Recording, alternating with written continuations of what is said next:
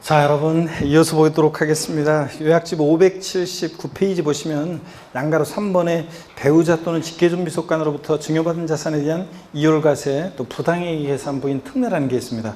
먼저 이율과세 특례라는 게 어떤 건지 쭉 한번 설명을 드려볼 테니까 교재 일단 보지 마시고요. 일단 제 설명을 쭉 듣습니다, 여러분들. 자, 여기 보시면 어떤 거냐면 먼저 배우자 또는 직계존비속으로부터요. 배우자 또는 직계존비속으로부터 증여받은 재산에 대한 배우자 또는 직계존비속 간 증여받은 재산에 대한 이율과세 특례부터 소개해드리겠습니다. 증여받은 재산에 대한 요거 이율과세 특례인데요. 이율과세 특례. 자, 제목이 길죠, 여러분들? 뭐 어떤 거냐면 배우자 직계존비속으로부터 어떤 재산을 증여받았어야 되냐면요. 배우자 직계존비속으로부터 다른 건 아니고 토지, 건물, 또 무슨 이용회원권, 이용회원권, 골프용권 같은 토지, 건물, 무슨 이용회원권, 또 그 다음에 부동산을 취득할 수 있는 권리요. 부동산을 취득할 수 있는 권리. 그래서 아파트 당첨권이나 분양권이나 조합원 입주권 같은 부동산을 취득할 수 있는 권리요.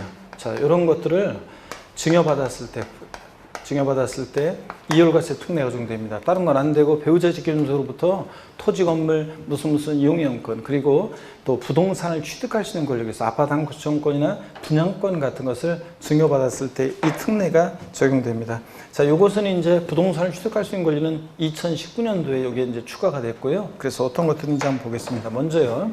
자, 요 사례가 어떤 거냐면 증여자 갑이 있어요. 자, 그 다음에 증여를 받는 수증자 을이 있습니다.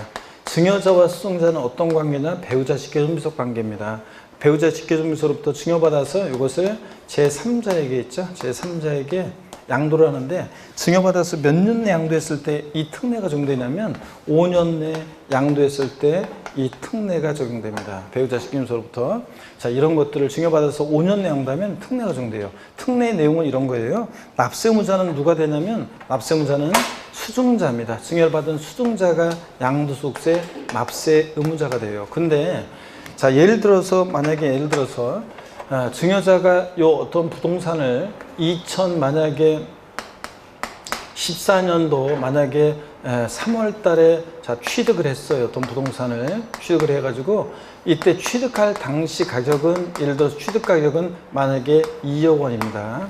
그 다음에 배우자 직계존비속으로부터 증여받은 게 수증자 을이 증여받은 게 언제냐면 예를 들어서 2019년도 만약에 2019년도 만약에 5월 달에 증여를 받았습니다. 증여를 받아가지고 2020년도 만약에 이게 8월 달에 양도를 한다고 할게요. 8월 달에 양도를 합니다. 증여받을 당시의 가격은 증여받은 당시의 재산가액은 이게 예를 들어서 만약에 얼마였냐면 6억 원으로 하겠습니다. 자, 그리고 6억이고 그 다음에 요거 증여받아서 제3자에게 양도할 당시의 양도 가격은 만약에 여기 7억 원으로 하겠습니다. 자, 7억 원으로 하고 그러면은 배우자 직계존비속으로부터 증여받아서 지금 5년 내 양도를 하면 이율과세 특례가 적용된다고 했는데 납세무자는 수증자인데요. 양도소득세를 계산할 때 자, 양도 가격은요, 얼마냐면 7억 원이에요. 이번에 파는 가격 7억 원이에요.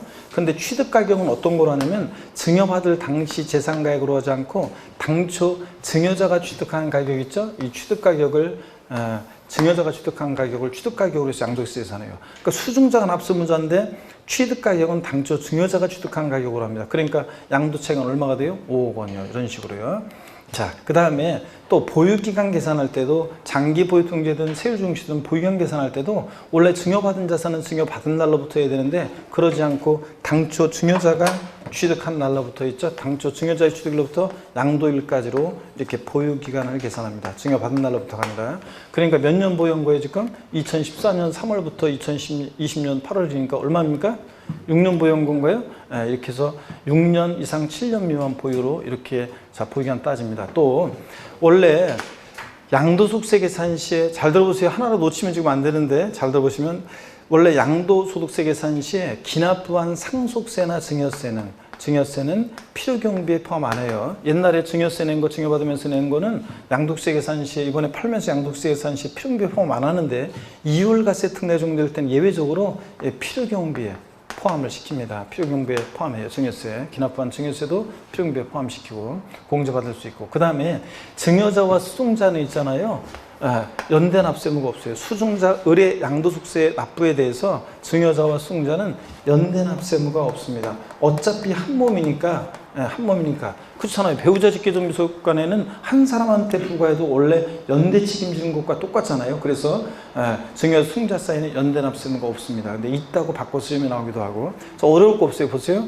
배우자나 직계정비소로부터 증여받아서 몇 년 내 양도할 때 이율과세 특례 적용된다? 5년 내 증여받아서 양도할 때. 어떤 재산을 증여받았어야 되냐? 토지, 건물, 무슨 이용이용권, 자, 부동산을 취득할 수 있는 권리를 증여받아서 5년 내 양도하면 이율과세 특례 적용됩니다. 납세무자는 수증자인데, 침 튀긴다. 수증자인데 취득 가격이나 취득 시기는 다 누굴 기준으로 판단하느냐? 증여자 기준으로 판단합니다, 여러분. 자, 그리고 기납부한 증여세 원래 필요경비에 포함 안 하는데 이율과세 특례 적용될 때는 기납부한 증여세도 필요경비에 포함해서 공제받을 수 있고, 증여자와 수증자는 연대 납세무가 있다 없다? 없다. 이게 이율과세 특례입니다, 여러분. 자, 그러면 거기 교재를 한번 볼게요. 이율과세 그 부당이상 부인 비교표를 보세요. 양도세 납세무자는 이율과세 특례 보세요. 가운데 보니까 증여받아 양도한 배우자, 즉 수증자가 납세무자예요. 증여받아 양도한 배우자 또는 직계정비속, 즉 수증자가 납세무자예요. 근데 적용자산, 어떤 것을 증여받았을 때 특례가 적용되느냐? 토지, 건물, 부동산을 취득할 수 있는 권리, 또 특정 시설물 이용권을 증여받아서 양도할 때 특례 적용되고, 또 증여자, 수증자의 관계는 배우자 직계정비속 관계 하나고, 또 조세 부담, 세부담 감소, 부담 감소 여부는 좀 이따 말씀드릴게요. 자, 양도일까지 기간, 증여받아서 양도할 기간은 몇 년 내? 5년 내 증여받아서 양도할 때 특례 적용되고, 기납부한 증여세, 원래 증여세는 기납부한 상속세나 증여세는 필요경비에 포함하지 않지만 이율과세 특례에 적용될 때는 예외적으로 필요경비에 포함시켜서 공제받을 수 있고, 또 그 다음에 증여자, 수증자 사이에는 연대 납세무가 있다 없다? 없다는 거 여러분 알아둡니다. 자, 그 다음에 이율과세 배제 창보를 보세요. 자, 협의매수 수용의 경우 배제됩니다. 또 1세대 1주택 및 1세대 2주택 특례, 즉 비과세상 적용될 때는 배제됩니다. 근데 비과세상에서 제외되는 고가주택도 특이하게도 고가주택은 또 포함해서 특례를 적용하지 않아요. 고가주택도. 그 다음에 이율과세를 적용해서 계산한 양도세 세액에 적용하지 않고 계산한 양도세액보다 적은 경우에 특례 적용하지 않습니다. 번호를 좀 달아볼까요? 이율과세 특례가 배제되는 경우, 협의매수 또는 수용되는 경우 동그라미 1번, 기억번으로 할까요? 기억번. 그 다음에 1세대 1주택 및 1세대 1주택 특례, 즉 비과세상이 되는 주택, 고가주택 포함해서 배제됩니다. 동그라미 니은번. 또 증여 이율과세 특례를 적용해서 계산한 그 양도소득세액이 적용하지 않고 계산한 세액보다 더 적을 때 특례 적용하지 않습니다. 자, 이렇게 D급번이요. 그러면 여러분 잘 보세요, 여러분들. 자, 우리 교재에 없지만 제가 추가해서 좀 말씀을 드리면요. 추가해서 말씀드리면 이런 것도 있어요. 여기 보세요. 배우자로부터 증여받아서 양도할 당시에 혼인관계가 소멸된 경우에도, 혼인관계가 소멸된 경우도 특례를 적용합니다. 즉 이혼했어도 특례를 적용해요. 만약에 그렇지 않아 보세요. 혼인관계가 소멸돼서 된 경우에는 특례 적용하지 않는다 그러면 일단 자, 배우자한테 증여한 다음에 그 다음에 이혼 신고 제출하고 그 다음에 양도합니다.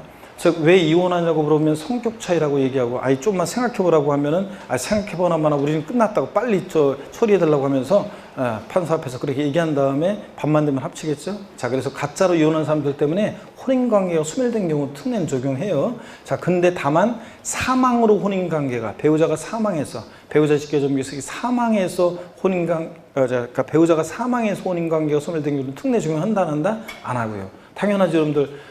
악용의 소지가 없잖아요. 세금 때문에 일부러 둘 중에 한 사람 죽을 사람은 없으니까 사망으로 혼인관계가 소멸된 경우 특례 적용하지 않는데, 자, 그 다음에 또 보세요. 어떤 경우에 특례 적용하지 않느냐? 수용당해서, 자, 그러니까 수용을 당해서 증여일 전 2년 내 수용으로 양도하는 경우 특례 적용하지 않습니다. 자, 당연하지. 내가 뭐 5년 내 양도하고 싶어서 양도한 거예요? 수용으로 양도하는 거 어떻게 해요? 또 그 다음에 자, 잘 보세요. 1세대 1주택을 비과세 요건 갖춘 주택을 증여받아서 양도할 때는 특례 적용하지 않습니다. 어차피 비과세니까. 근데 특이한 것은 양도소득세가 과세되는 1세대 1주택인 고가주택일 때도, 고가주택은 양도세가 과세되잖아요. 그런 때도 특례를 적용하지 않아요. 1세대 1주택인 고가주택을 양도할 때도 특례 적용하지 않고, 또 보세요. 증여 이율과세 특례를 적용해서 계산한 결정세액이 증여 이율과세 특례를 적용하지 않고 계산한 결정세액보다 더 적어요. 그러면 과세권자 입장에서는 특례 적용해서 계산한 게 특례 적용하지 않은 것보다 더 적으면 뭐하러 특례를 적용해? 세금을 더 적게 받는데. 그러니까 그런 때는 특례 적용하지 않잖아요. 자, 어떤 사람은 그래요. 아, 우리한테 그러면 나쁜 거잖아요. 그런데 항상 세법은 누구 입장에서 공부를 해야 돼? 공부하는 수험생일 때는 과세권자 입장에서 공부해야죠. 여러분들, 우리한테 불리한 거, 유리한 걸 따지지 말고 과세권자 입장에서 생각을 하세요. 그래서 이율과세 특례를 적용하지 않고 계산한 결정해서 계산한 세액이 이 특례를 적용하지 않고 계산한 결정세액보다 적으면 뭐하러 특례를 적용해요? 그러니까 그런 때는 특례 적용하지 않습니다. 이렇게 해서 특례를 적용하지 않는 경우도 있습니다. 수용당했다거나. 예?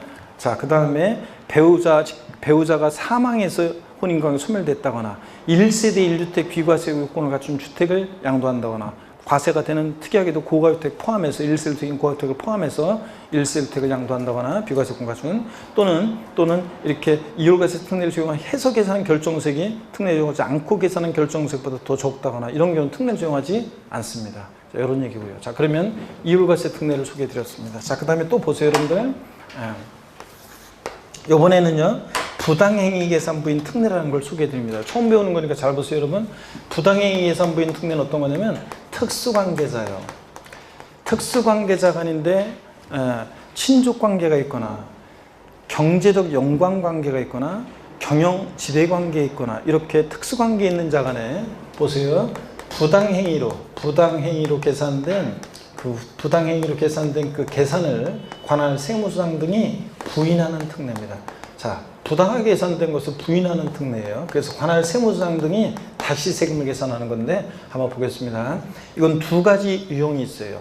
하나는요, 특수관계자 간의 증여 후 우회 양도, 증여했다가 우회 양도하는, 제목은 붙이는 사람마다 좀 틀려요. 증여했다가 우회 양도는 증여 후 우회 양도하고, 그 다음에 특수관계자 간의 저가 양도, 시가보다 낮게 양도하거나 시가보다 높게 고가로 양수하는, 취득하는 경우입니다. 자, 보세요, 여러분들. 이 부당해산부인 특례는 특수관계자 간에만 적용돼요. 남남 사이는 적용 안 돼요. 자, 특수관계자 간에만 적용되고, 또 저가 양도, 고가 양수는 좀 이따가 제가 설명을 좀 드리겠지만, 부당해산부인 특례는 자, 어떤 거냐면, 얘는 조세에 부당한 감소가 있어야 돼요. 얘는 조세에 부당한 감소가 있을 때만 이 특례가 적용돼요. 근데 이 이율과세 특례는 조세에 부당한 감소가 없어도 배우자 직계점에서부터 증여받아서 5년 내 양도하면 무조건 특례가 적용됩니다. 조세 부당 감소를 요하지 않아요. 자, 그러면 증여 후 우회 양도부터 한번 설명드려볼게요, 여러분들. 자, 봅니다. 어떤 거냐? 이 증여 우회 양도는 이런 거예요. 자, 예를 들어서 갑이라는 증여자가 있습니다. 증여를 받는 수증자을이 있습니다. 수증자을이 있고요.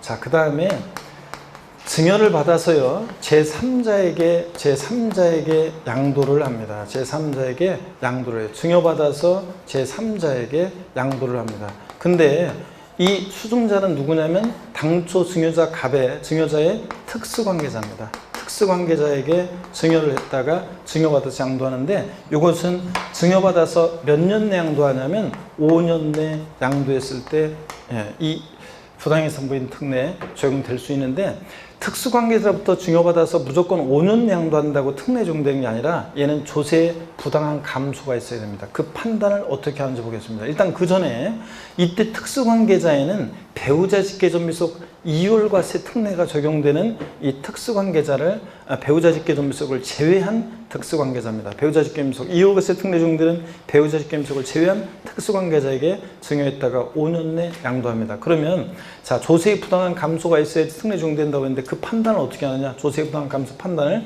수증자가 부담하는 증여세액과 수증자가 양도한 것에 대한 이 양도소득세액 계산한 것을 합해봐요. 자, A와 B를 합했더니 이 합한 금액이 당초 증여자가 잘 보세요. 수증자에게, 제3자에게, 당초 증여자가 제3자에게 직접 양도했을 것이라고 가정을 해가지고 양도소득세액을 계산해 봐요. 그랬더니 수증자가 부담하는 이 증여세와 양도소득세 요거 합한 금액이 있죠. 당초 증여자가 직접 양도했을 것이고 가정에 계산한 양도세보다 더 적어요. 이 두 개 합친 게 이거보다 더 적어요. 그러면 잘 보세요. 자기가 직접 양도하면 세금이 더 나올 것 같으니까 우회적으로 돌렸다고 봐서 얘네들이 계산을 싹 부인해요. 그래서 수증자한테 증여세 부과하지 않고 낸게 있으면 돌려주고 양도소득세 부과하지 않고 당초 증여자가 직접 양도한 것을 봅니다. 그래서 얘네들 계산을 싹 부인하고요. 그게 부당이익선부인 특례예요. 그래서 납세무자는 누가 되느냐? 자, 당초 증여자가 납세무자예요. 근데 그래서 취득가격이나 취득시기도 다 당초 증여자를 판단하고 얘들 계산을 부인하니까. 근데 이때는 수증자와 증여자가, 얘가 수증자가 불법에 협력했다고 봐가지고 이때는 증여자와 수증자 사이에, 증여자와 수증자 사이에 연대 납세무가 있습니다. 연대 납세무가 있어요. 아까 이월과세 특례는 없었잖아요. 그럼 차이점을 한번 비교해 보겠습니다. 이 이월과세 특례라는 것은 사실은 여러분 보세요. 왜 이런 규정이 나왔냐면 사실은요, 이 배우자 직경수가 이월과세 특례는 만약에 이 규정이 없으면 사람들이 어떻게 하냐면요, 보세요. 2억에 샀어요. 근데 가격이 많이 올라요. 확 얼마 안 돼가지고 가격이 확 뛰었어요. 뭐 개발 호재 등에 의해서. 그러면 일단 자기 배우자한테 증여를 해요.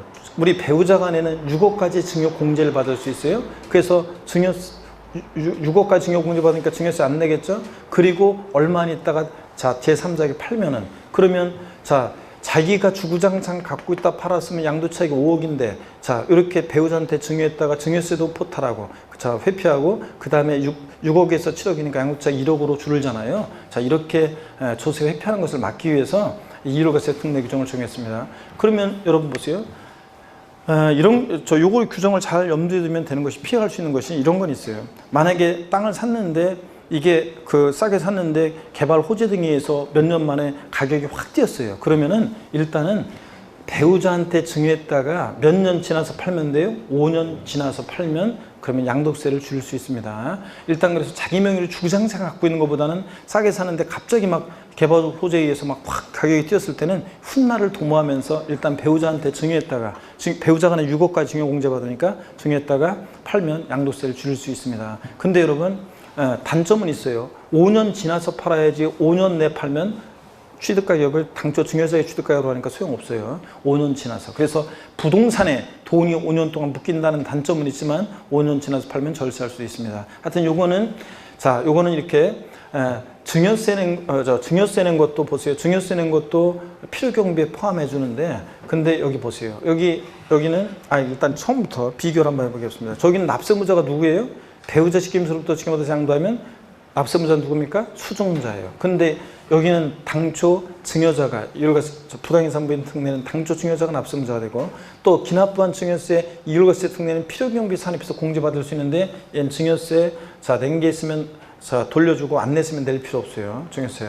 그 다음에 저기 증여자와 수증자 사이에 이월과세 특례는 연대 납세무가 없죠. 어차피 한 몸이니까. 근데 증여 후 우회양도 부당이익선부인 특례는 연대 납세무가 있고요. 또 이거는 모든 양도세상 자산 산환을, 부당이익선부인 특례는 모든 양도세상 자산에 대해 다 적용하는데 이월과세 특례는 다른 건 안 되고 토지 건물 무슨 이용권권 부동산을 취득할 수 있는 권리를 한해서만 적용됩니다. 이런 차이점이 있어요, 여러분들. 이걸 비교할 수 있어야 되는데. 그 다음에 또 한번 보겠습니다. 특수관계자간의 저가양도 고가양수입니다. 특수관계자간에 보세요. 시가보다 낮게 양도하거나 높게 취득을 해야지, 시가보다 높게 양도하거나 낮게 취득하면 특례 적용 안 돼요. 헷갈리죠? 그래서 머리 글자를 따서 봅니다. 저도 세법 고수입니다. 여러분들이 이제 여름을 지나면서 세법 고수가 돼야 되는데, 저도 저가양도, 고수, 고가양수의 경우만 특례 적용됩니다. 다 같이요. 그래서 부당이익선부인 특례식 저가양도, 고가양수는 어떻게 외우냐? 저도 세법 고수입니다. 저도 세법 고수입니다. 저가양도, 고가양수의 경우만 특례 적용돼요. 또 얘는 특수관계자 간에 대해요. 남남 사이에는 싸게 팔든 비싸게 사든 뭔 관계가 있어요? 특수관계자 간이든지 확인하고, 또 저가양도, 고가양수, 저도 세법 고수입니다 확인하고, 그 다음에 얘는 시가보다 특수관계자가 낮게 양도하거나 높게 취득했다고 무조건 특례 적용되는 게 아니라 조세 부당 감소가 있어야 돼요. 그 판단을 어떻게 하느냐. 조세 부당 감소 판단을 이렇게 합니다. 자, 특수관계자의 저가 양도 고가 양수는요. 시가와 대가의 차이가 금액으로 3억 원 이상 차이 나거나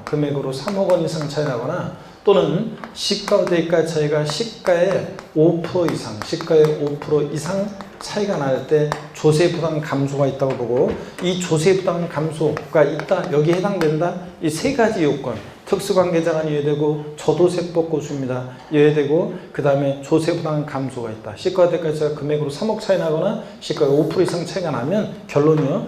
얘네들의 계산을 부인하고 관할 세무장이 시가를 양도가격이나 취득가로 해서 시가로 다시 계산합니다. 시가로 계산. 이게 부당이상 부인 특례 저가양도 고가양수입니다. 자, 그러면 저가양도 고가양수 좀 더 사례를 한번 볼게요, 여러분. 이런 거예요. 자, 여기 보시면 갑이라는 사람과 을이라는 사람이 있어요. 시가 6억짜리인데 을이 지급한 대가가 예를 들어 3억 원이에요. 남남 사이 같으면 뭔 관계가 있어요? 6억짜리 3억에 팔든 1억에 팔든. 근데 알고 봤더니 얘가 형이고 얘가 동생이다. 친족 관계 등이 있는 특수관계자 간에 시가보다 낮게 양도했다. 저가로. 그러면 조세 부담 감소가 따져봐요. 시가와 대가 차이가 금액으로 얼마? 3억 차이가 나는지. 3억 차이가 나죠 지금? 자, 그럴 때는 얘네들의 계산을 부인하고 관할 세무장이 시가를 양도가격으로 다시 계산합니다. 여러분, 이런 거예요. 원래 예를 들어서 이것을 만약에 1억에 취득했던 것들 갑이 옛날에 이것을, 그러면 양도세 계산 신고할 때 여기 갑은 양도세 신고할 때 어떻게 신고하냐면 양도가격은 실제 양도한 가격이라고 하면서 3억 원, 취득가격은 1억 원, 이렇게 해서 양도차익 2억 이런 식으로 신고를 해요.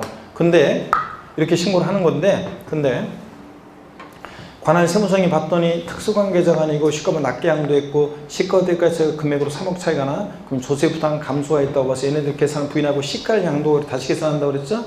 얘네들 계산을 부인하고 양도가격은 시가를 다시 양도가격으로 하니까 6억, 취득가격은 정해져 있죠? 1억, 양도차익 얼마? 5억, 이렇게 다시 계산한다는 얘기입니다. 이해되십니까 여러분? 그 다음에 또 갑과 을이 또 보세요. 어떤 부동산을 거래하는데 을이 시가 1억짜리를, 요건 한번 했어요 우리가. 자, 양도차익에서 필요경비 포함하는 거 안 하는 거 할 때 한번 했는데, 시가 예를 들어서 1억짜리인데 을이 지급한 대가가 예를 들어서 1억 5천이에요. 자, 그랬을 때 을이 이것을 제3자 병에게 팔았는데, 양도했는데 양도 가격이 예를 들어서 만약에 3억 원입니다. 그러면 을은 양도소득세를 신고할 때 양도 가격은 3억 원, 취득 가격은 실제 취득한 가격이라고 하면서 1억 5천. 그래서 양도차익 1억 5천 이렇게 신고를 해요. 근데 관할 세무장이 봤더니 얘가 알고 봤더니 형이고 얘가 동생이에요. 친족관계 등 특수관계가 있는 자간에, 자, 시가보다 높게 고가로 양수 취득을 했어요. 그럼 무조건 아니고 조세 부담 감소가 따져봐요. 시가와 대가 차이가 금액으로 3억 차이가 나는지. 얼마 차이 나요? 5천만 원. 그럼 시가에 또 5% 이상 차이 나는지 따져봐. 1억에 5%면 500만 원인데 이상 차이가 나죠? 그러니까 얘네들 계산을 부인하고 시가를 취득가격으로 다시 계산합니다. 관할 세무장이. 그래서 양도 가격은 정해져 있네요. 3억. 취득 가격은 시가를 취득 가격으로 하니까 1억. 그래서 양도차익 얼마? 2억. 이렇게 다시 계산한다는 얘기입니다. 이해되십니까 여러분? 그래서 부당행위 예산 부인 특례는 두 가지 유형이 있습니다. 하나는 특수관계자 간의 증여 후 우회 양도. 자, 지가 직접 양도하면 세금 더 나올 것 같다고 무주로 돌릴 때 얘 계산 싹 부인하고 당초 증여자가 직접 양도한 것으로 봅니다. 자, 그 다음에 하나는 또 특수관계자 간의 저가양도 고가양수, 저도세법 고수입니다.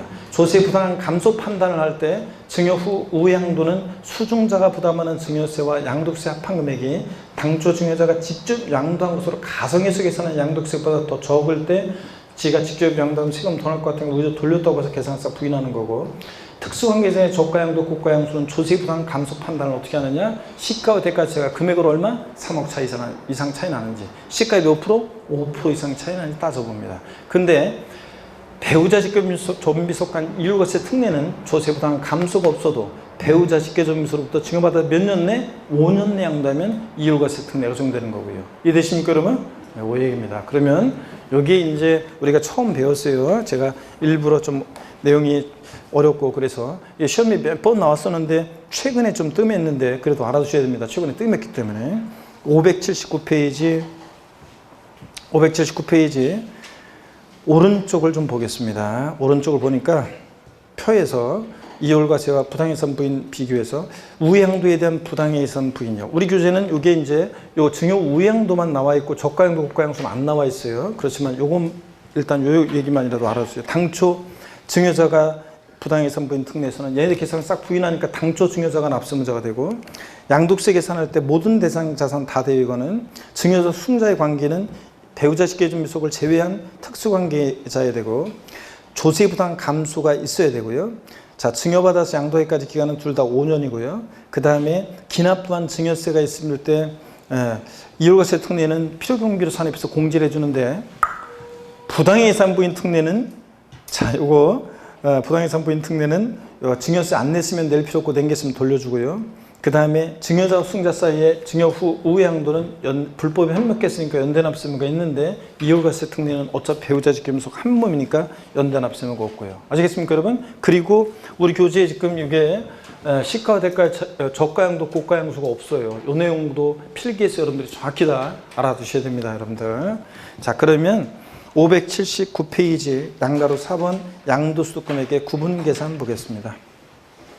요건 어떤 거냐? 동그라미 1번 양도소득금액은 다음에 소득별로 구분해서 계산한다. 그래서 어떤 소득금액과 어떤 소득금액을 별 구별해서 계산하느냐? 그러면 토지, 건물, 부동산에 관한 기타 자산 얘네들 양도소득금액과 동그라미 2번 니은번 주식 양도소득금액과 파생상품 소득금액은 잘 보세요, 여러분들. 자, 얘네들은 토지, 건물, 부동산, 기타 자산 얘네들 소득금액과 주식 양도소득금액과 파생상품 양도소득금액은 각각 구분해서 계산하고 서로 결손금을 통산할 수 없습니다. 근데 토지, 건물, 부동산에 관한 기타 자산 얘네들끼리는 결손금을 통산할 수 있어요. 주식끼리는 결손금을 통산할 수 있습니다. 마이너스 발생했을 때 통산할 수 있다. 그런 얘기입니다. 자, 그럼 넘어갑니다. 580페이지 보면요. 580페이지 보면 동그라미 2번이에요. 소득금액을 계산하면서 발생한 결손금은 다른 소득금액과 통산하지 않는다 그랬는데, 자, 어떤 소득금액과 어떤 소득금액 통산하지 않느냐? 자, 부동산 애들하고 주식 애들하고 파생상품 얘네들은 각각 구분 계산하고 결손금을 서로 통산하지 않는다 그런 얘기입니다, 여러분들. 자, 그러면 절 보세요. 토지하고 부동산에 관한 권리, 즉 토지하고 부동산 임차권 양도소득금액은 결손금을 통산을 해요, 안 해요? 안 해요? 토지, 건물, 부동산, 기타 자산이니까 통산합니다. 자, 건물하고 골프용권 양도소득금액은 결손금이 발생했을 때 결손금 통산해야 하네요. 통산합니다, 여러분들. 통산하고. 근데 주식하고 그 다음에 주식하고 건물 양도소득금액은 통산해야 하네요. 안 합니다. 구분 계산하고. 그런 거예요, 여러분들. 토지, 건물, 부동산, 기타 자산 얘끼리는 결손금 통산합니다. 그러면 이게 어떤 얘기인지 우리 교재에 좀 빠진 내용까지 포함해서 제가 좀 설명을 드리겠습니다, 여러분. 어떤 얘기냐면 빠진 것까지 포함해서 설명을 좀 드릴게요. 자, 양도소득금액의 구분 계산, 우리가 읽은 얘기가 어떤 얘기인지, 여기서 빠진 것까지 결손금을 어떻게 통산하는지, 또 미공제된 결손금은 어떻게 하는지 이런 것들까지 없는 내용까지 포함해서 좀 설명을 드려보겠습니다. 여러분 보세요. 여기 갑이라는 양도자가 있어요. 갑이라는 양도자가 있는데 1월 1일부터 보세요. 12월 31일까지 기간 동안에 이때 건물을 양도했어요. 자, 상가를. 근데 마이너스가 발생했어요. 마이너스 4천 발생했습니다.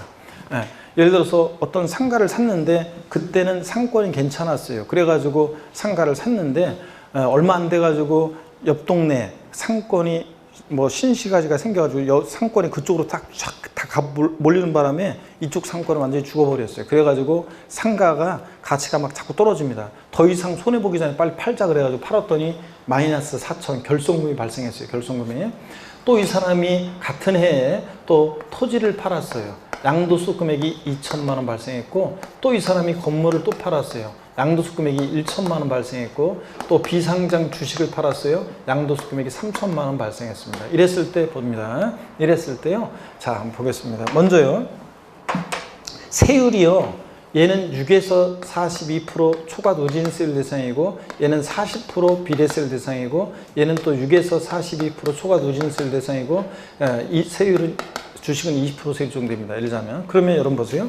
우리가 결손금은 통산할 때 있잖아요. 결손금을 통산할 때 토지, 건물, 부동산에 관한 기타 자산 얘네들끼리는 결손금을 통산할 수 있잖아요. 그럴 때 결손금을 통산할 때 세율별 공제 원칙이라는 게 적용돼요. 여기는 없지만 한번 들어서 알아두세요. 세율별 공제 원칙이라는 게 적용돼가지고 세율별 공제 원칙 적용할 때는 같은 세율이 적용되는 것에서 먼저 결손금을 통산하고 남는 게 있으면 다른 세율이 적용되는 것을 결손금을 통산하는데 여기 보세요.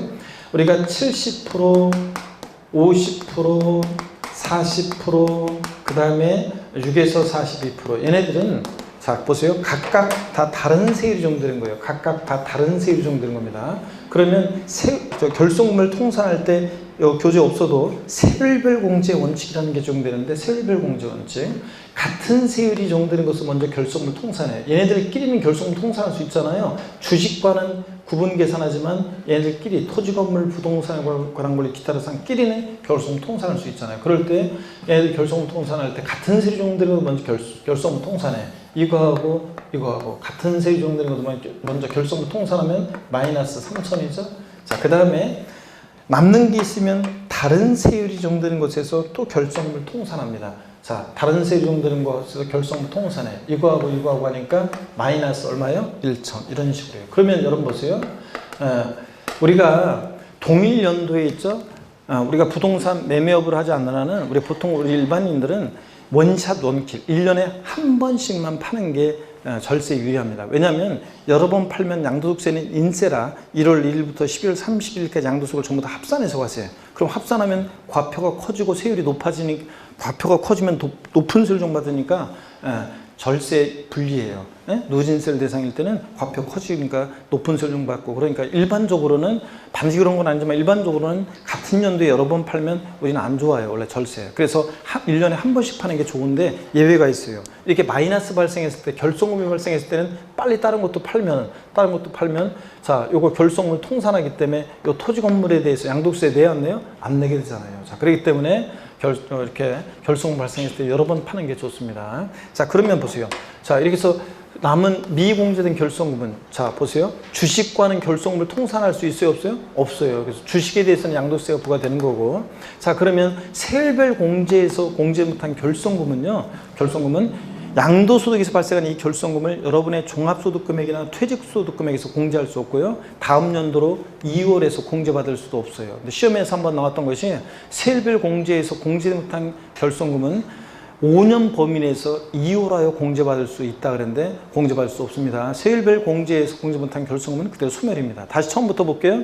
자, 우리 결손금의 통상 구분 계산. 토지, 건물, 부동산에 관한 기타 자산 얘네들끼리는 결손금을 통산할 수 있지만 그죠? 그렇지만 얘네들하고 주식과 파생상품 소득 금액은 각각 구분해서 계산하고 결손금을 서로 통산할 수 없어요. 근데 토지, 건물, 부동산에 관한 걸 기타 자산 얘네들끼리는 결손금을 통산할 수 있는데 결손금을 통산할 때 세율별 공제 원칙이라는 게 적용돼서 같은 세율이 적용되는 것에서 먼저 결손금을 통산하고 남는 게 있으면 다른 세율이 적용되는 것에서 결손금을 통산하고요. 그래도 남는 게 있으면 미공제된 세율별 공제에서 공제 못한 결손금은 다음 연도로 2월에서 공제받을 수 있다 없다? 없습니다. 그대로 소멸입니다. 여러분들. 아시겠습니까 여러분? 요약집이 없지만 이런 내용까지 추가해서 여러분이 알아두셔야 되겠습니다. 여러분들. 자, 그러면 설명을 드렸고요. 자, 그 다음에 그 580페이지 제4절 양도소득세계 계산입니다. 양도소득세 계산. 자, 어떻게 하느냐. 이제 과표 결정됐어요. 과표 차상 수기과에서. 그러면 이제 곱하기 세율에서 우리가 산출세를 구합니다. 자, 그럴 때 세율 표를 보면 토지, 건물, 부동산에 관한 권리 있죠. 그리고 기타 자산은 좀 빼놓으세요. 기타 자산은 따로 좀 적용되기 때문에 기타 자산은 지워버리세요. 여러분. 기타 자산은 따로 빼서 지워버린다기보다는 기타 자산은 빼가지고 거기 기타 자산에다가 빼가지고 기타 자산은 구분해가지고 딱 빼가지고 기타 자산은 골프 회원권인데요. 여러분 보세요. 기타 자산은 골프 회원권 등을 말하는 건데 기타 자산은 골프 회원권 등을 말하는 건데 자, 특정 시설물 이용이용권, 사업에 사용하는 자산과 함병하는 영업권, 특정한 법인주식 2가지, 그래서 기타 자산 4가지가, 기타 자산 글자가 4가지가 있었잖아요. 골프 회원권 등을 말하는 건데, 얘네들은 보유기간 관계없이, 좌우지간, 기타 자산은 보유기간 관계없이 보유기간 관계없이 무조건 초과 누진세율이, 보유기간 관계없이 6에서 42% 초과 누진세율이 적용됩니다. 초과 누진세율. 자, 그래서 6에서 42% 초과 누진세율이 적용됩니다. 기타 자산은 따로 빼세요. 이게 얘는 토지 건물 부동산에 관한 권리는 같이 가는데 기타 자산은 달라요. 기타 자산은 골프용권 등을 말하고, 자, 그 다음에 보유기간 관계없이 얘네들은 6에서 42% 초과 누진세율을 정합니다.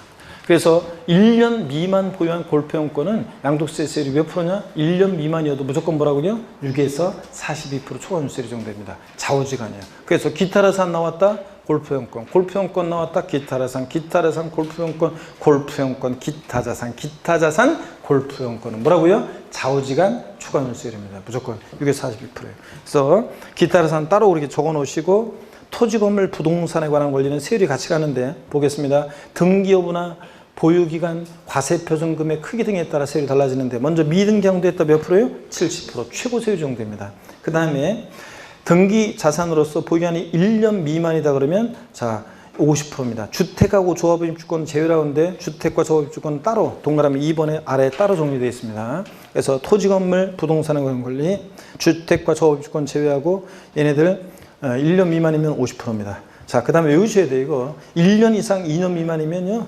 40% 세율 정도입니다. 1년 이상 2년 미만이면 40%고 2년 이상 보유했을 때 6에서 42% 정도입니다. 근데 기타 자산은 좌우지간 초과 누진세율이고요. 보유기간 관계없이. 근데 기타 자산은 따로 제가 설명드렸고요.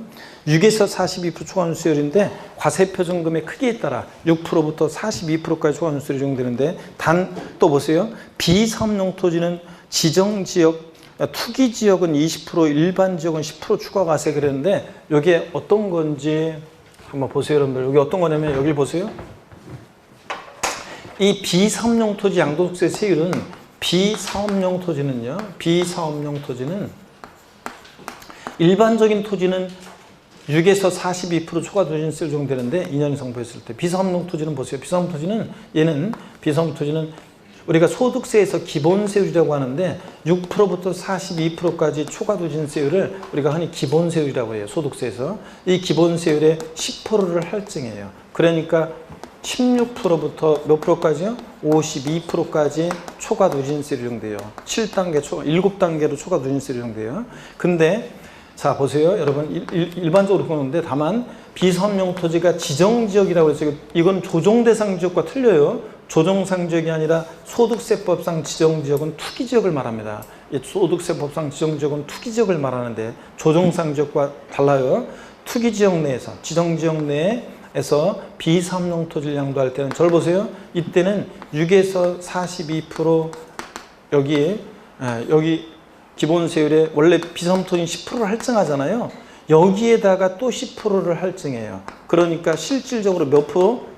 6에서 42%다 20%를 할증해요. 그러니까 26%부터 62%까지 초과 누진세율이 적용됩니다.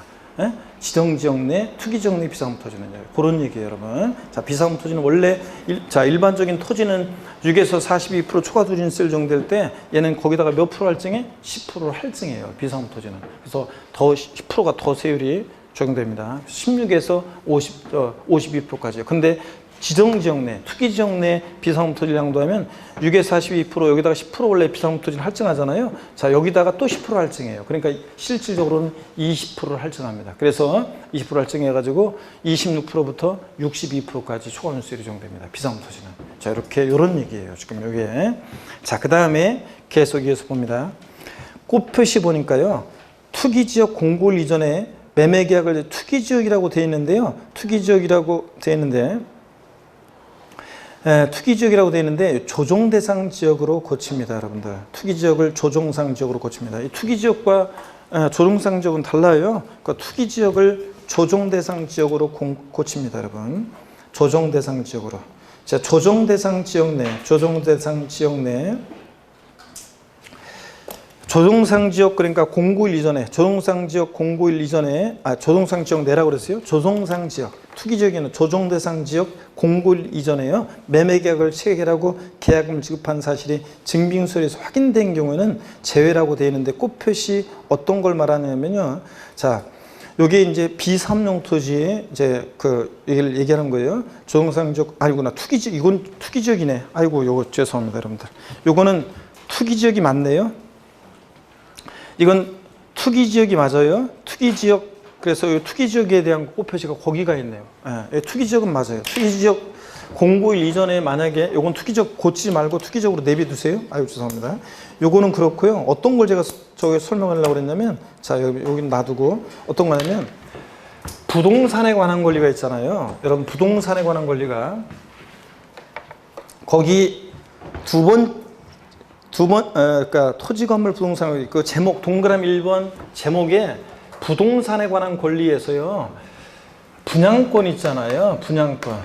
자, 거기 따로 부동산에 관한 권리에서 분양권. 분양권은 있잖아요. 이 분양권은 요게 조정 대상 지역 내에서 만약에 양도를 하잖아요. 분양권은 자, 봅니다. 조정 대상 지역에서 만약에 조정 대상 지역 내 요걸 제가 착각했네요. 조정상 지역 내에서 분양권을 양도하면 전매하면 얘는 무조건 있죠. 분양권 양도하면 무조건 얘는 6에서 무조건 42%가 아니라 2년 이상 보유 원래 분양권은 1년 미만이면 50%, 1년 이상 2년 미만이면 40%, 2년 이상이면 6에서 42%인데 분양권을 조정상 지역 내 양도하면 자, 얘 보유경 광료시 무조건요 50% 세율이 적용됩니다. 50% 적용해요. 세율을 50% 적용합니다. 근데 이제 만약에 이게 분양권이 예외가 있어요. 자, 예외가 있는데 무조건 50% 세율 적용되는 것에서 예외가 있는데 이건 말로 할게요. 길으니까 어떤 거냐면 자, 무조건 50% 세율 적용해서 예외가 있는데 이런 거 한번 들어보세요. 조정 대상 지역 091 이전에 계약을 체결하고 만약에 매매 계약 체결하고 계약금을 지급했다 그러면 무조건 50% 세율 정해상에서 제외합니다. 그때는 보유연에 따라 달라져요. 토지 건물 부동산에 관한 권리 원래 1년 미만이면 50%, 1년 이상 2년 미만이면 40, 2년 이상이면 6에서 42% 정도 되거든요. 근데 조정상 지역 내 분양권은 무조건 몇 프로라고요? 50%. 근데 조정상 지역 091 이전에 매매 계약을 체결하고 계약금 지급했다 그러면 그때는 무조건 50% 세율 적용하지 않는 경우가 있다는 얘기입니다. 이게. 그리고 또 예외가 있는데 그건 길으니까 나중에 문제 풀이할 때 언제 한번 또 보기로 합니다. 이런 정도 보시고 여러분들. 자, 그 다음에 거기 다시요. 그 세율표에서 동그라미 1번 그 표 아래에 꽃 표시되어 있는 것은 제가 이거 착각했어요. 이거 그래서 거기 비사업용 토지는 투기지역 소득세법상의 지정지역 내에서는 여기 20%를 할증한다고 그랬잖아요. 그럴 때 다만 투기지역 091, 즉 지정지역 091 이전에 지정지역 091 이전에 매매계약 체결로 계약금을 지급하는 경우에는 20% 추가 요거 적용하지 않는다는 건 얘기입니다. 그래서 10%만 결국은 적용해요. 에? 여기 보세요. 비사업용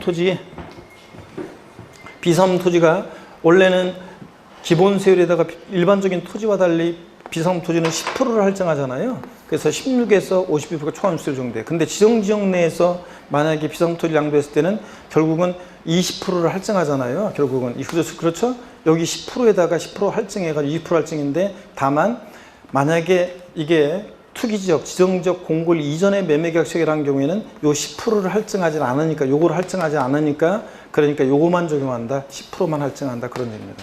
이해되십니까 여러분? 원래는 20% 해야 되는데 요거 10%를 할증하지 않으니까 자 그런 얘기입니다. 요게 자 한 번씩 이해하시고 그 다음에 계속 이어서 봅니다. 580페이지 봅니다. 동그라미 2번입니다. 주택과 조합원 입주권의 양도세 세율입니다. 미등기 양도에 따르면 70%예요. 근데 등기에 따르면 주택 및 조합원 입주권은 1년 미만일 때 40%예요. 세율이 낮아요. 일반적인 토지 건물 부동산에 관한 권리는 1년 미만이 몇 프로인데? 50%인데 주택 및 조합원 입주권은 세율이 낮아요. 몇 프로입니까? 40%예요. 1년 이상만 보여도 얘는 6에서 42% 초과세율이 적용됩니다. 주택 및 조합원 입주권은 자, 그 다음에 581페이지로 넘어옵니다. 양가로 2번이요. 보유기간이요. 세율 적용 시에 보유기간에 따라 1년 미만, 1년 이상, 2년 미만, 2년 이상 이렇게 보유기간에 따라 세율이 달라지는데 다만 보유기간 봅니다. 원칙적인 세율정시 보유기간은 당해산 취득일로부터 양도일까지로 해요. 근데 상속받은 자산을 주의하세요. 별표시 놓고. 상속받은 자산은 보유기간 판단할 때 일반적으로 상속받은 자산은 상속 개시일로부터 보유기간이 시작하는데 상속받은 자산 세율 적용 시에만 피상속인이 취득한 날부터 보유기간을 기산해요. 상속 개시가 아니라. 그래서 상속 개시 아니라 피상속인 취득일부터 양도일까지로 한다는 거. 이걸 꼭 주의합니다. 그 다음에 배우자 직결민속간 이율과세 특례가 적용될 때는 증여받은 날이 아니라 언제라고요? 당초 증여자가 취득한 날부터 아까 보유기간을 기산한다고 그랬죠? 이율과세 특례가 적용될 때는 증여받은 날이 아니라 당초 증여자가 취득한 날부터 세율 적용시든 장특공제 적용시든 다 보유기간을 당초 증여자가 취득한 날부터 양도일까지로 보유기간 계산합니다. 그렇죠, 여러분들? 자, 어려운데 잘 봅니다. 그래서 요 의미가 어떤 거냐? 상속받은 자산이요. 세율 적용 시에는 보유기간이 이렇게 달라지잖아요. 여러분 한번 보세요. 이게 어떤 의미가 있냐면 이런 거예요. 만약에 나중에 사례 문제 한번 제대로 연습해 볼 건데요. 자, 돌아가신 피상속인이 있고 을상속인이 있고 그 다음에 제3자가 있어요. 제3자한테 팝니다. 자, 그랬을 때 돌아가신 피상속인이 어떤 부동산인데요. 어떤 부동산인데 이 부동산을 보세요. 만약에 이 부동산을 피상속인이 1년 6개월을 보유했어요. 2년 6개월로 하겠습니다. 2년 6개월로 보유했어요. 그 다음에 상속인이 상속받아서 6개월 보유했어요. 상속받아가지고. 그래서 팝니다. 그러면 자 보세요. 다른 때는 장기 보유특공제 적용 시에는 상속받은 자산은 상속 개시일부터 양도일까지로 합니다. 그러니까 6개월밖에 보유 못했으니까 장특공제를 못 받아요. 자, 근데 세율 적용 시에는 보유기간이 피상속인 취득일로부터 보유기간을 기산하니까 몇 년 보유한 거예요? 3년 보유한 겁니다. 이런 식으로. 자, 만약에 상속 개시일로부터 보유는 기산에 따르면 6개월밖에 보유 못했으니까 1년 미만 보유했으니까 50%겠지만 양도세 세율이 주택이면 40%고 그런데 피상속인 취득일부터 세율 적용시만 보유하는 기산이에요. 이게 달라집니다. 그러면 여러분 이걸 본격적으로 한번 볼까요? 그러면 이거 나중에 어떤 거냐면 이런 거예요. 자, 요 경우에 요 사례에서 한번 볼게요. 요 사례에서 피상속인과 상속인 근데 상속인으로부터 증여받은 게 동일 세대원이 아니고 그 다음에 1세대 1주택을요 등기는 됐고요. 1세대 1주택을 을이 피상속인으로부터 상속받았어요. 피상속인이 2년 6개월 보유, 상속인이 상속받아서 요게 상속 개시일로부터 6개월 보유했습니다. 자, 그러면 물어볼게요, 여러분들. 이거 1세대 1주택 비과세 받을 수 있겠습니까? 1세대 1주택 비과세 받을 수 있어요? 1세대 1주택 비과세를 못 받아요. 자, 왜냐하면 일반적으로 상속받은 자산은 역사가 양도 및 취득 시기를 상속 개시일로 하잖아요. 그러니까 얼마 보유했어요? 6개월. 그러니까 자 보세요. 그러니까 1세대 1주택 비과세를 못 받아요. 비과세 못 받습니다. 왜냐하면 6개월밖에 보유 못했으니까. 비과세 받으려면 1세대 1주택은 몇 년 보유해야 돼? 2년 보유해야 되니까. 자, 그러면 또 볼게요. 장기 보유특공제 받을 수 있느냐? 장기 보유특공제 받을 수 있냐? 자, 언제부터 상속받은 자산은 보유기간이 시작해요? 상속 개시일부터. 6개월밖에 보유 못했으니까. 장특공제 받으려면 3년을 보유해야 되잖아요? 3년 보유 못했으니까 못 받아요. 기본공제 그럼 눈치를 채야 되는데 기본공제는 양도세 기본공제는 받을 수 있겠습니까? 양도세 기본공제는 뭐만 아니면 미등기 양도만 아니면 싹 다 깔아주잖아요. 자산의 종류 보유기간 관계없이 6개월 보유했어도 기본공제는 받을 수 있어요. 또 문제 볼게요. 자, 주택입니다. 지금 1세대. 만약에 1년 미만 보유했다고 생각하면 양도세 세율은 40%고 1년 이상 보유했다고 생각하면 주택은 1년 이상만 보유했다고 생각하면 6에서 42% 초과 누진세 정도예요. 그러면 이 경우에 세율은 40%예요? 6에서 42%예요? 금방 얘기했잖아요. 상속 개시일로부터 보유하는 기산했으면 6개월이니까 40%겠지만 주택은. 근데 세율 적용 시에만 상속받은 자산이 세율 적용 시만 딴 때는 다 상속 개시일로부터 보유는 기산하잖아 다. 그죠? 근데 어느 경우 세율 적용 시에만 피상속인 취득일로부터 보유는 기산하니까 2년 6개월에다가 6개월 그러니까 3년 보유했잖아요. 그러니까 자 1년 이상 보유했으니까 몇 프로가 적용돼? 6에서 42% 초과누수율이 적용되는 겁니다. 그래서 보유한의 기산점이 이런 의미가 있어요. 상속받은 자산 딴 때는 다 상속 개시일로부터인데 어느 경우만 세율 적용 시만 언제부터 보유는 기산한다? 피상속인 취득일로부터 보유는 기산한다. 상속 개시일이 아니라는 거. 아시겠습니까, 그러면? 요걸 주의합니다. 다음에 또 설명드릴 거예요, 이 사례는. 그래서 이렇게 해서 그 다음에 양가로 3번을 봅니다. 초과 누진세율의 구조요. 처음과 끝은 외워줘야 돼요. 우리가 토지, 건물, 부동산에 관한 권리, 얘네들, 자, 2년 이상 보였을 때 6에서 42%, 등기되고 2년 이상 보유하면, 기타를 사는 골프용권은 좌우지간, 그냥 보유경 관계없이 6에서 42%, 주택 및 조합원의 주권은 1년 이상 보였을 때 초과 누진세율 적용됩니다. 그때 초과 누진세율 적용될 때 과세 표준 금액이 1,200만 원 이하면 6%입니다. 그래서 과세 표준 계산했더니 1,000만 원이 나왔다. 그럼 1,000만 원 곱하기 1,200만 원 이하니까 6%. 산출세가 얼마? 60만 원. 이렇게 계산됩니다. 1,200만 원 이하는 6%. 요거 외워두시고요.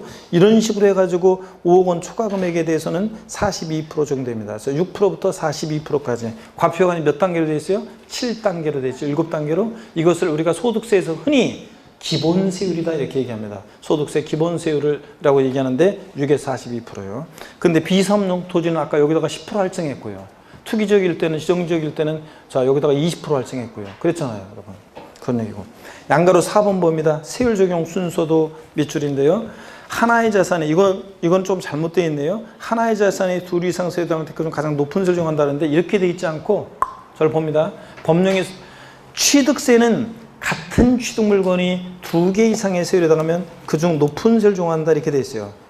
요거는 좀 고쳐야 되는데, 고치면 길으니까 나중에 다 보게 될 거니까 말로 들어보세요. 취득세는 같은 취득 물건이 2개 이상의 세율에 해당하면 그중 어떤 거? 높은 세율 적용합니다. 근데 양도소득세에서는 어떻게 되어 있냐면 동일한 자산이 2개 이상의 세율에 해당하면, 저를 안 보내? 동일한 자산이 2개 이상의 세율에 해당하면 각각 해당되는 세율을 적용해서 산출세액을 구한 다음에 그중 어떤 거? 큰 것을 그 세액으로 한다 이렇게 되어 있어요, 법령에. 그냥 무조건 세율 비교해가지고 높은 거 적용하는 게 아니라 같은 대상이 2개 이상의 세율이 되면 각각 해당되는 세율을 적용해서 산출세액을 구한 다음에 그중 어떤 거? 큰 것을 그 세액으로 한다. 이렇게 법령이 돼 있어요. 좀 달라요. 의미는 좀 비슷하긴 하지만 좀 달라요. 그래서 그렇게 알아두시고 이건 좀 수정을 해야 되고, 그 다음에 그런 의미라는 걸로 이해하시고, 양가로 5번 봅니다. 투기지역이라는 게 소득세법상 지정지역이라고 되어 있어요. 근데 투기지역을 말하는 건데 법령에는 소득세법상 지정지역 이렇게 되어 있어요. 자, 투기지역 내 소재 부동산 양도시 추가과세. 그래서요, 다음 중 어느에 해당하는 부동산을 양도한 경우에 기본세율이라는 게 6에서 42%라고 그랬죠. 적용함에 있어서 100분의 20%를 더한 세율을 적용한다. 이 경우 해당 부동산 보유 기간이 2년 미만인 경우에는 기본세율에다가 20% 더한 세율과 단기 적용세율, 그러니까 1년 미만일 때는 50, 1년 이상 2년 미만 40% 세율을 각각 적용해서 산출세 구한 다음에 그중 어떤 거? 높은 것을 적용합니다. 원래 이런 식으로 되는 거예요. 근데 조금 이게 표현해. 그 다음에 거기 이 동그라미 1번이 있잖아요. 1번과 2번은 삭제가 됐어요, 여러분들. 1번과 2번 아예 지워버려요. 이거는 1번과 2번은 아예 삭제가 됐어요. 삭제가 되고 동그라미 3번만 남겨놓으세요. 동그라미 3번만. 지정지역에 있는 부동산 비삼용 토지 양도했을 때 기본세율에다가 20% 할증한다는 거, 요것만 남겨놓습니다. 그리고 개정이 돼 있는데 개정이 반영이 안 돼 있네요. 양가로 5번에 동그라미 1번과 2번 아예 지워버려요. 지워버리고 요거 지정지역 내, 투기지역 내 비삼용 토지 양도했을 때 20% 할증한다는 거, 요 정도 하시면 되고요. 기본세율에다가. 넘어갑니다. 582페이지입니다. 582페이지 3번에 미등기 양도자산 보겠습니다. 자, 자기 명의로 취득이 원한 등기자전거 팔았을 때요. 자기 명의로 취득이 원한 등기자전거 팔았을 때 그때 이제 불이익사항을 보겠습니다. 자기 명의로 취득이 원한 등기자전거 팔았다 그러면 미등기 양도했다 그러면 조세 포탈 우려 가능성이 높기 때문에 여러 가지 불이익을 줘요. 자, 고기 한번 드시고 여러분들 또 모건도가 한번 합니다. 좀만 더 보고 문제를 좀 풀게요. 기출 문제를. 자, 반대로 돌리십니다. 아이고. 자, 허리도 좌로. 우로 돌리시고, 아이고. 자, 기지개도 뒤로 가까이 제끼시고, 자, 어깨 돌리시고. 오늘 배운 게 제일 어려운 내용들 배우고 있습니다, 여러분들. 자, 한번 봅니다. 그러니까 힘내시고 좌절하지 말고 다음에 또 듣고 그러면 되니까요. 자, 그리고 이게 좀 빠진 내용들이 좀 있어가지고 좀 그런데 다음에 여러분들 제가 정리한 내용을 한번 보게 될 거예요, 여러분들 나중에. 그럼 조금 더 보기 편하게 이해할 수 있어요. 582페이지 미등기 양도자산 보겠습니다. 불이익사항을 보니까요. 이거 상식처럼 알고 있어야 되는데 29회 시험 때 독립화 문제로 나왔어요. 미등기 양도상과 관련한 독립화 문제로 나왔기 때문에 또 31회 시험에 독립화 문제로 나올 가능성은 낮지만 그렇지만 알아두셔야 됩니다. 종합문제 속에서 항상 단골로 나오니까. 자, 미등기 양도 있다. 자, 동그라미 1번. 소득세법상의 비과세, 조세 특례제한법상의 감면 둘 다 배제입니다. 비과세 감면 다 배제고. 자, 옛날 시험에 소득세법상의 비과세는 배제되지만 미등기 양도했을 때 조세 특례제한법상의 감면은 조금 받을 수 있다는데 다 배제입니다. 그 다음에 동그라미 2번이요. 장기보등재와 기본공제 둘 다 배제예요. 그러다 보니까 아까 미등기 양도하면 장투공제, 기본공제 다 배제되니까 양도 차익과 양도 소득금액이 어떻게 한다? 일치한다 그랬습니다. 미등기 양도하는 건물인데 양도차익을 계산했더니 1억 원 계산됐어요.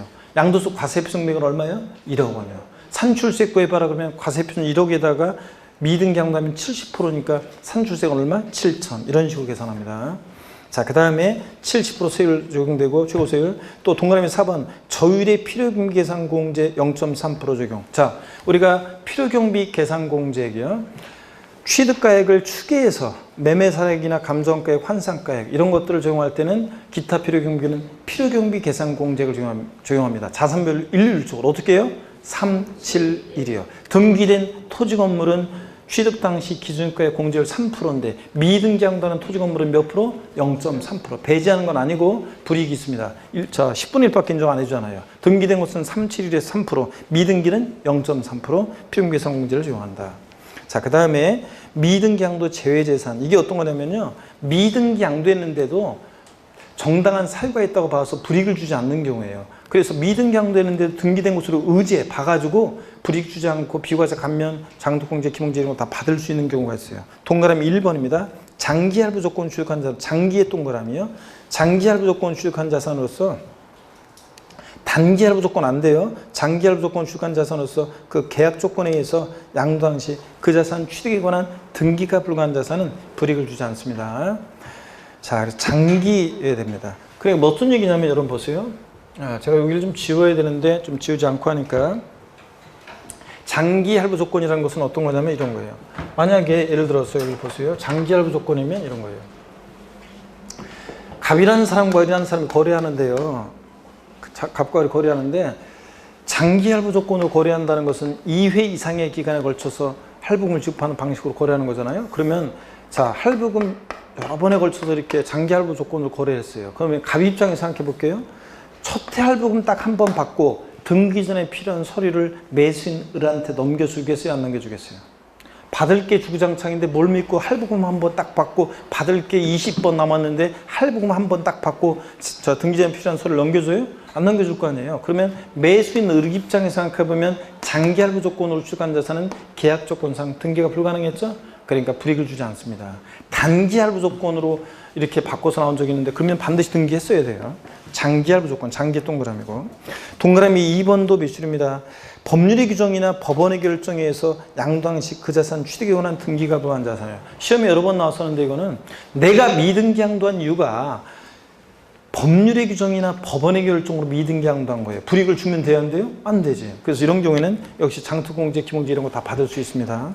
동그라미 3번이요. 비과세권을 충족한 농지 교환 또는 분합으로 인한 소득, 또 대토로 인한 농지 또는 8년 제촌 작용 농지.